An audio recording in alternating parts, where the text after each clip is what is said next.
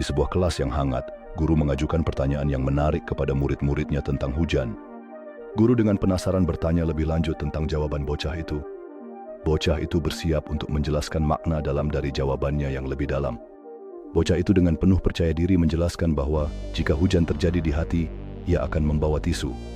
Dengan senyum hangat, guru menghargai kedalaman pemikiran bocah itu, sementara suasana kelas menjadi lebih reflektif. Guru mempersilahkan kelas untuk berbagi pengalaman mereka, menciptakan suasana yang lebih akrab dan terbuka.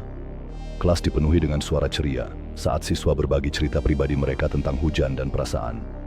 Di luar jendela, hujan mulai turun, menciptakan suasana yang harmonis dengan perbincangan di dalam kelas.